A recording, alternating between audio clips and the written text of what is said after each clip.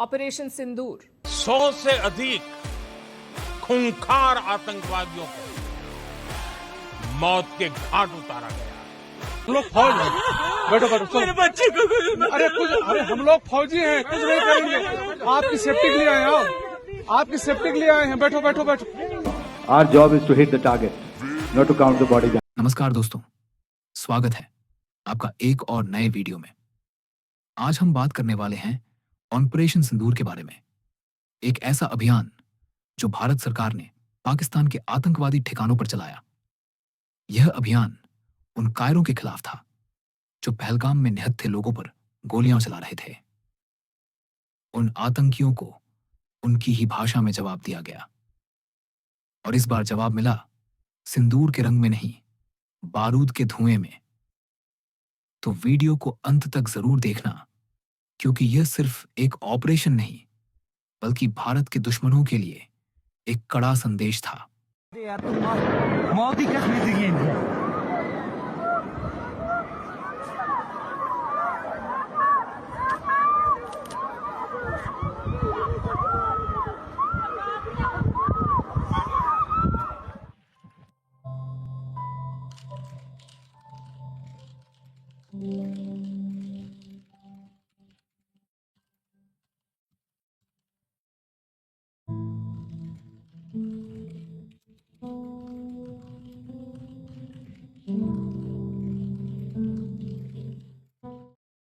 बाईस अप्रैल की सुबह थी, बिल्कुल वैसी ही जैसे कश्मीर में हर दिन होती है। बाईसरण घाटी की वादियों में हरियाली, हंसते खिलखिलाते पर्यटक और चीड़ के जंगलों की ठंडी हवा। कोई सोच भी नहीं सकता था कि कुछ ही घंटों बाद वो वादी एक कब्रगाह बन जाएगी। दोपहर के करीब जब ज्यादातर पर्यटक घाटी के अंदर थे, घने जंगलों के बीच से निकले कुछ आतंकवादी। उनके हाथों में थे AK-47 और M4 कार्बाइन। आतंकवादी ने पुरुषों को अलग किया और उनसे उनकी धार्मिक पहचान पूछी। उसके बाद हिंदू और ईसाई पर्यटकों को गोली मारी, जिसमें 26 नागरिकों की मौत हो गई। इस हमले में मुख्य रूप से हिंदू पर्यटकों को निशाना बनाया गया। हमलावरों ने कुछ पर्यटकों से इस्लामी कलमा का पाठ करने को कहा ताकि गैर मुसलमानों को पहचाना जा सके। मारे गए 26 लोगों में से 25 पर्यटक थे और एक स्थानीय मुस्लिम घोड़ा सवारी करने वाला व्यक्ति था, जिसने हमलावरों से बंदूक छीनने की कोशिश की थी। मारे गए पर्यटकों में कई नवविवाहित जोड़े थे और पुरुषों को उनकी पत्नियों के सामने ब्लैंक पॉइंट पर गोली मारी गई थी। इस घटना को 2008 के मुंबई हमलों के बाद भारत में नागरिकों पर हुआ सबसे घातक हमला माना जाता है। TRF, जिसे पाकिस्तान स्थित आतंकवादी संगठन लश्कर-ए-तैयबा LAT का एक हिस्सा माना जाता है, ने पहले इस हमले की जिम्मेदारी ली थी। TRF ने एक बयान जारी किया था कि इस हमले का कारण कश्मीर की विशेष स्थिति को समाप्त करने के बाद क्षेत्र में गैर स्थानीय बसावट का विरोध था। 4 दिन बाद उन्होंने अपनी जिम्मेदारी का दावा वापस ले लिया। इससे पहले भी TRF ने भारतीय एडमिनिस्ट्रेटेड कश्मीर में कई हमलों की जिम्मेदारी ली थी। बाद स्थानीय लोगों ने राहत और बचाव कार्य में सहायता की और पीड़ितों को आश्रय भी प्रदान किया। स्थानीय घोड़ा वाहक संघ के सदस्यों ने 11 घायल पर्यटकों को घोड़ों और अस्थायी स्ट्रेचर की मदद से बचाया। ऐसे ही हमले की खबर जिला मुख्यालय तक पहुंची। आपातकालीन सेवाएं मौके पर पहुंची। 2 गंभीर रूप से घायल व्यक्तियों को लगभग शाम 4:30 पर अनंतनाग के जिला अस्पताल ले जाया गया, जबकि अन्य को नजदीकी चिकित्सा केंद्रों में भर्ती कराया गया। जो गंभीर रूप से घायल थे उन्हें हेलीकॉप्टर द्वारा श्रीनगर के सैन्य अस्पताल में ले जाया गया। पर्यटकों की सहायता के लिए एक हेल्पलाइन भी दी गई। अरे हम लोग फौज हैं। हम लोग बैठो बैठो हम लोग फौज हैं। बैठो बैठो मेरे बच्चे को अरे हम लोग फौजी हैं, कुछ नहीं करेंगे। आपकी सेफ्टी के लिए आए हैं। आपकी सेफ्टी के लिए आए हैं। बैठो बैठो बैठो बैठो आपकी सेफ्टी के लिए आए हैं। भारतीय सेना, अर्धसैनिक बलों और जम्मू कश्मीर पुलिस ने मिलकर एक संयुक्त घेराबंदी और तलाशी अभियान शुरू किया। पहलगाम में अस्थायी रूप से लॉकडाउन लगाया गया और भारतीय सेना के हेलीकॉप्टरों को आतंकवादियों का पीछा करने के लिए तैनात किया गया, जिनके बारे में माना जा रहा था कि वे पीर पंजाल की ऊपरी पहाड़ियों की ओर भाग गए थे। प्रशासन ने भारतीय प्रशासित कश्मीर में बड़े पैमाने पर तलाशी अभियान चलाया और पूछताछ के लिए 1500 से अधिक लोगों को हिरासत में लिया। इसके साथ ही कम से कम 10 कथित आतंकवादियों के परिवारों के घरों को ध्वस्त कर दिया गया। 24 अप्रैल को जम्मू कश्मीर पुलिस ने पहलगाम हमले के दोषियों की पहचान, गिरफ्तारी या मारे जाने की स्थिति में सूचना देने वाले को 20 लाख रुपए, लगभग 30,000 अमेरिकी डॉलर का इनाम देने की घोषणा की। सुरक्षा बलों के अनुसार इस हमले में 4 आतंकवादियों के शामिल होने का संदेह है। पुलिस ने हमले से बचे चश्मदीदों द्वारा दिए गए विवरण के आधार पर इन आतंकियों की पहचान उजागर की और उनके स्केच जारी किए। इन 4 आतंकियों में से 2 पाकिस्तान से घुसपैठ करके आए थे, जबकि 2 स्थानीय कश्मीरी निवासी थे जिन्होंने कथित रूप से उनकी मदद की। जम्मू कश्मीर पुलिस द्वारा जिन 4 आतंकियों की पहचान की गई है उनके नाम हैं अली भाई उर्फ तलहा पाकिस्तानी, आसिफ फौजी पाकिस्तानी, आदिल हुसैन ठोकर अनंतनाग निवासी और एहसान पुलवामा निवासी। भारतीय प्रधानमंत्री नरेंद्र मोदी ने सऊदी अरब की अपनी यात्रा को बीच में ही रद्द कर दिया और तुरंत भारत लौटे ताकि इस मुद्दे पर कैबिनेट कमेटी ऑन सिक्योरिटी की बैठक की अध्यक्षता कर सके। इस उच्च स्तरीय बैठक के बाद भारत के विदेश सचिव विक्रम मिस्री ने दुनिया भर के वरिष्ठ राजनयिकों को भारत सरकार द्वारा लिए गए 5 प्रमुख निर्णयों की जानकारी दी। उन्होंने घोषणा की कि भारत पाकिस्तान के साथ सिंधु जल संधि को तत्काल प्रभाव से निलंबित करेगा जब तक कि पाकिस्तान सीमा पार आतंकवाद का समर्थन करना बंद नहीं करता। ईशान भारत और पाकिस्तान के बीच मुख्य सीमा मार्ग को बंद किया जाएगा। एचसीआर की वीजा छूट योजना के अंतर्गत किसी भी पाकिस्तानी नागरिक के भारत आने पर प्रतिबंध लगाया जाएगा। पहले से जारी सभी पाकिस्तानी वीजा रद्द कर दिए जाएंगे। नई दिल्ली में पाकिस्तान उच्च आयोग में कार्यरत सभी पाकिस्तानी सैन्य सलाहकारों को निष्कासित कर दिया गया है और इस्लामाबाद स्थित भारतीय सैन्य अधिकारियों को भी वापस बुला लिया गया है। फिर 24 मई 2025 को प्रधानमंत्री नरेंद्र मोदी ने बिहार की धरती से बयान दिया कि भारत अब चुप नहीं बैठेगा। जिसने भी निर्दोषों के खून से वादी को लाल किया है, हम उन्हें उनके बिलों से निकालेंगे, चाहे वो दुनिया के किसी भी कोने में छुपे हों। Today, from the soil of Bihar, I say to the whole world, India will identify, track and punish every terrorist and their backers. We will pursue them to the ends of the earth. India's spirit will never be broken by terrorism. Terrorism will not go unpunished. Every effort will be made to ensure that justice is done. The entire nation is firm in this resolve. Everyone who believes in humanity is with us. I thank the people of various countries and their leaders who have stood with us in these times. Pahalgam हमले के 4 दिन बाद भारत ने अपना सबसे बड़ा जवाब देने का फैसला किया। भारतीय सशस्त्र बलों ने ऑपरेशन सिंदूर नामक एक कार्रवाई शुरू की, जिसमें पाकिस्तान अधिकृत कश्मीर और पाकिस्तान के पंजाब प्रांत के 9 ठिकानों पर कुल 14 हमले किए गए। पाक अधिकृत कश्मीर, पीओके के मुजफ्फराबाद, कोटली, रावलकोट, नीलम घाटी, पलंद्री, बाग, तत्तापानी और पाकिस्तान के पंजाब प्रांत के बहावलपुर जैश-ए-मोहम्मद का मुख्यालय माना जाता है और मुरीद के लश्कर-ए-तैयबा का ठिकाना पर हमले किया गया। इन हमलों को भारतीय वायुसेना के राफेल लड़ाकू विमानों द्वारा SSC-LP मिसाइल और AASM हैमर ग्लाइड बमों की मदद से 23 मिनट की अवधि में अंजाम दिया गया। रिपोर्ट्स के अनुसार इस ऑपरेशन में ब्रह्मोस क्रूज मिसाइलें और भारतीय सेना के Indo Israeli sky striker loitering munitions का भी इस्तेमाल किया गया। सरकार का दावा था कि हमलों का निशाना केवल आतंकवादी संगठनों जैश ए मोहम्मद और लश्कर ए तैयबा के बुनियादी ढांचे थे और पाकिस्तानी सेना की किसी भी स्थापना को लक्षित नहीं किया गया। मिसाइल हमलों का निशाना बने ठिकानों में बहावलपुर और मुरीद के जैसे स्थान शामिल थे, जिन्हें जैश ए मोहम्मद और लश्कर ए तैयबा जैसे आतंकी संगठनों के मुख्य केंद्र माना जाता है।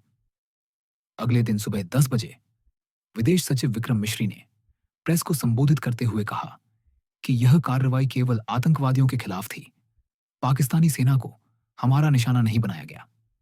ये कार्रवाई नपीतुली, नॉन एस्केलेटरी, अनुपातिक और जिम्मेदारीपूर्ण है।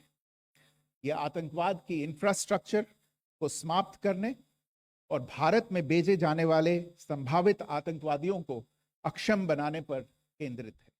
इसके जवाब में पाकिस्तान ने LOC पर गोलाबारी तेज कर दी और भारत के अंदर ड्रोन हमले शुरू कर दिए, विशेष रूप से कुपवाड़ा, बारामूला, उड़ी और अखनूर जैसे क्षेत्रों में।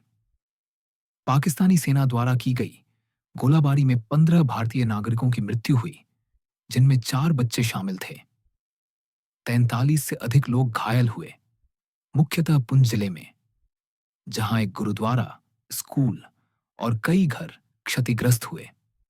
यह पाकिस्तान की ओर से एक कायराना और निंदनीय हरकत थी, जिसने इंसानियत को शर्मसार कर दिया। इस हमले के जवाब में पाकिस्तान ने भारत के कई सैन्य ठिकानों पर ड्रोन और मिसाइल से हमला किया। 7 से 8 मई 2025 की रात को पाकिस्तान ने उत्तरी और पश्चिमी भारत में स्थित कई सैन्य ठिकानों को, जैसे कि अवंतीपुरा, श्रीनगर, जम्मू, पठानकोट, अमृतसर, कपूरथला, जालंधर, लुधियाना, आदमपुर, भटिंडा, चंडीगढ़, नाल, फलौदी, उत्तरलाई और भुज पर ड्रोन और मिसाइलों से हमला करने का प्रयास किया। भारतीय वायुसेना और रक्षा प्रणाली ने जवाबी कार्रवाई करते हुए इन ड्रोन और मिसाइल हमलों को नाकाम कर दिया और दुश्मन के लॉन्च पॉइंट्स को तबाह कर दिया। और आज सुबह भारतीय सेना ने जवाबी कार्रवाई करते हुए पाकिस्तान के सैन्य ठिकानों और रडार सिस्टम को निशाना बनाया। इस कार्रवाई में लाहौर के पाकिस्तानी रडार स्टेशन को पूरी तरह तबाह कर दिया गया। पाकिस्तानी अधिकारियों का कहना था कि कई भारतीय ड्रोन उनके हवाई क्षेत्र में घुस आए, जिनमें से 12 को मार गिराया गया। उनके अनुसार ये ड्रोन कराची और लाहौर सहित 9 अलग अलग स्थानों पर भेजे गए थे और एक ड्रोन ने लाहौर के पास एक पाकिस्तानी सैन्य प्रतिष्ठान को भी निशाना बनाया। एक ड्रोन रावलपिंडी क्रिकेट स्टेडियम परिसर में आ गिरा, जहां कुछ ही देर में पाकिस्तान सुपर लीग PSL का T20 मैच शुरू होने वाला था। इस घटना के बाद पाकिस्तान क्रिकेट बोर्ड PCB ने बचे हुए मैचों को संयुक्त अरब अमीरात UAE शिफ्ट करने का फैसला किया, लेकिन UAE ने इसे अनुमति देने से इनकार कर दिया। इससे पाकिस्तान को अंतर्राष्ट्रीय स्तर पर शर्मिंदगी का सामना करना पड़ा। 8 से 9 रात को पाकिस्तान ने जम्मू जिले में और उसके आसपास, जिसमें जम्मू एयरपोर्ट और जम्मू विश्वविद्यालय भी शामिल हैं, हवाई हमले किए। भारत का दावा है कि विरोधी के सभी 8 मिसाइलों को S-400 सिस्टम द्वारा इंटरसेप्ट कर लिया गया। 9 मई को विदेश सचिव विक्रम मिस्री द्वारा दी गई प्रेस ब्रीफिंग में बताया गया कि इन हमलों में 300 से 400 तुर्की निर्मित एसएस-गार्ड सॉन्गर ड्रोन शामिल थे, जिनका निशाना 33 स्थान बने, जिनमें सैन्य और नागरिक ढांचे दोनों शामिल थे। इसके जवाब में भारत ने 4 पाकिस्तानी एयर डिफेंस ठिकानों पर सशस्त्र ड्रोन हमले किए और रिपोर्ट्स के अनुसार एक ड्रोन ने पाकिस्तानी एयर डिफेंस रडार को सफलतापूर्वक नष्ट कर दिया। पाकिस्तानी मीडिया ने रिपोर्ट किया कि भारत ने ननकाना साहिब स्थित गुरुद्वारा जन्मस्थान पर हमला किया है। पाकिस्तानी सेना ने यह भी दावा किया कि उन्होंने 6 मई से अब तक 77 भारतीय ड्रोन को मार गिराया है। हालांकि भारत सरकार ने इन आरोपों को सिरे से खारिज कर दिया। विदेश सचिव विक्रम मिश्री ने स्पष्ट रूप से कहा कि भारत ने किसी भी धार्मिक स्थल को निशाना नहीं बनाया और ये आरोप पूरी तरह निराधार हैं। Pakistan has also claimed that India deliberately attacked religious sites. This is completely false again. I have made it clear that the targets were terrorist infrastructure, terrorist facilities, and locations connected clearly with incidents of cross-border terrorism into India. 9 मई को Pakistan inter services public relations ISPR के महानिदेशक अहमद शरीफ चौधरी ने पाकिस्तान वायुसेना और नौसेना के वरिष्ठ अधिकारियों के साथ इस्लामाबाद में एक प्रेस वार्ता की। इन अधिकारियों ने भारत के उन आरोपों को पूरी तरह खारिज किया जिनमें कहा गया था कि पाकिस्तान ने भारतीय सैन्य ठिकानों पर मिसाइल और ड्रोन हमले किए। पाकिस्तान ने भारत को चुनौती दी कि वह इसके लिए ठोस साक्ष्य पेश करे। पाकिस्तानी अधिकारियों ने यह भी कहा कि उनकी सैन्य प्रतिक्रिया केवल भारतीय चौकियों तक सीमित थी। चौधरी ने यह भी दावा किया कि भारत ने आदमपुर से 6 बैलिस्टिक मिसाइलें दागी, जिनमें से 5 मिसाइलें अमृतसर के पास गिरी और 1 मिसाइल आदमपुर में ही गिरी। उनके अनुसार इन मिसाइलों का निशाना सिख आबादी थी और यह एक कथित फॉल्स फ्लैग ऑपरेशन था जिसका उद्देश्य भारत में घरेलू समर्थन जुटाना था। प्रेस कॉन्फ्रेंस में air vice marshal Aurangzeb Ahmed ने दावा किया कि उन्होंने 5 भारतीय फाइटर जेट्स, जिनमें राफेल विमान भी शामिल थे, को मार गिराया और इसके समर्थन में ऑडियो रिकॉर्डिंग और फ्लाइट डेटा भी प्रस्तुत किया। हालांकि भारतीय सरकार ने इन सभी आरोपों को सिरे से नकारते हुए इसे पाकिस्तान का एक फर्जी नैरेटिव बताया और कहा कि ये सब बेतुकी बातें हैं। CNN न्यूज 18 की रिपोर्ट के अनुसार पाकिस्तान ने दिल्ली पर फातह दो गाइडेड आर्टिलरी रॉकेट दागा, जिसे हरियाणा के सिरसा एयरफोर्स स्टेशन के पास इंटरसेप्ट कर लिया गया। व्योमिका सिंह ने दावा किया कि पाकिस्तान ने ड्रोन, लंबी दूरी की हथियार प्रणाली, लूटिंग म्यूनिशन और लड़ाकू विमानों से 26 से अधिक स्थानों पर हमले किए। Line of controls, air intrusion and several harassment attacks were also attempted from Srinagar till Nalia at more than 26 locations. Indian Armed Forces successfully neutralized these threats and majority of the vectors. However, limited damage was sustained to equipment and personnel at Indian Air Force stations at Udhampur, Pathankot, Adampur and Bhuj. Pakistan ने रात 1:40 पर पंजाब के airbase को निशाना बनाते हुए high speed मिसाइलों का इस्तेमाल किया। उधमपुर, भुज और पठानकोट के एयरबेस को हल्का नुकसान पहुंचा। भारतीय सेना ने बैकर वाई हथेई लूटिंग म्यूनिशन के मलबे की तस्वीरें जारी की, जिसे एयर डिफेंस यूनिट्स ने अमृतसर के खासा कैंट क्षेत्र में सुबह 5 बजे नष्ट किया। भारत ने दावा किया कि उसने जवाबी कार्रवाई में रफीकी, मुरिद, चकला और रहीम यार खान के PAF ठिकानों पर सटीक हवाई हमले किए। इन हमलों में सुक्कुर और चुनिया के सैन्य अड्डे, पासरूर का रडार स्टेशन और सियालकोट का एविएशन बेस भी निशाने पर रहे। भारत ने यह भी दावा किया कि उसने स्कर्दू, सरगोधा, जैकबाबाद और भोलेरी के एयरबेस को गंभीर नुकसान पहुंचाया। At Rafiki, Murid, Chaklala, Rahim Yar Khan, Sukur and Chunya were engaged using air-launched precision weapons from our fighter aircraft. Radar site at Pasroor and Sialkot Aviation Base were also targeted using precision munitions. While carrying out these responses, India ensured minimum collateral damage. 10 मई को अमेरिकी राष्ट्रपति Donald Trump ने भारत और पाकिस्तान के नेताओं से बात की और युद्ध रोकने की अपील की। इसके कुछ ही घंटों बाद दोपहर में ट्रंप ने सोशल मीडिया पर घोषणा की, भारत और पाकिस्तान सीज फायर पर सहमत हो गए हैं। शाम 5 बजे दोनों ओर की सेनाएं चुप हो गईं, गोलियां रुकीं, मिसाइलें थमी और लोगों ने राहत की सांस ली।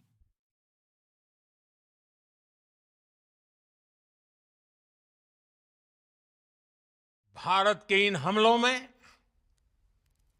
100 से अधिक खूंखार आतंकवादियों को मौत के घाट उतारा गया है। Here is the Pasrur air defense system. If you could see, zoomed up view. This is the radar mounted on a high tower. And after the strike,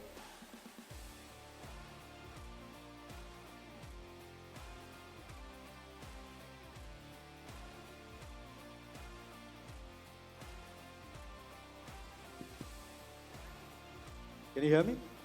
Yeah, thank you. And after the strike, this is what has happened. This radar has been taken out, completely burnt. Next slide, please. The Chunia air defense radar, which was taken out on 7th and 8th. This is the radar site. A blown up photograph, once again, on a tower. Not very clear, but what you see very clearly is the after effect after we have struck. The radar head has been completely decapitated. Next slide, please. Arifwala air defense radar.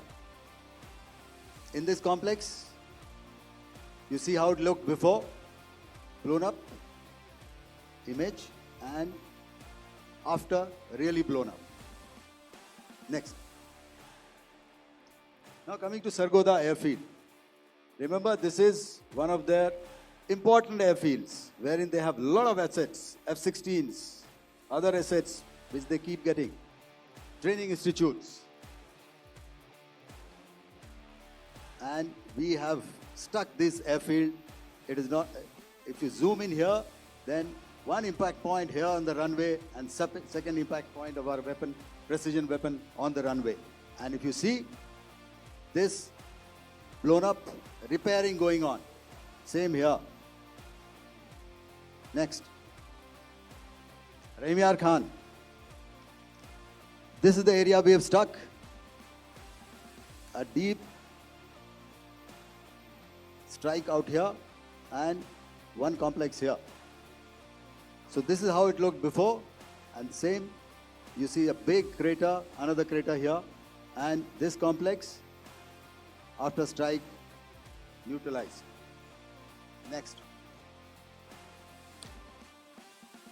Chaklala airfield, Noor Khan, once again a major air base, a lot of their logistic assets out here. This was the chosen complex that we intended to strike and convey a message. Next slide, please. This is how it looked before, and this is how it looked after our strike. Next. Sakar. We chose the radar site at Sakar. This is the radar site, and after it was struck, this is the aftermath, completely burnt out. Next, please. Aircraft shelter. This is how it looked before the strike, and this is how it looked after the strike. The roof of the buildings completely caved in and burnt. Next. Bolari airfield, aircraft hangar. This is how it looked before, and this is how it looked after the precision strike. Next. Jacobabad, aircraft hangar, and this is how it looked after. Next.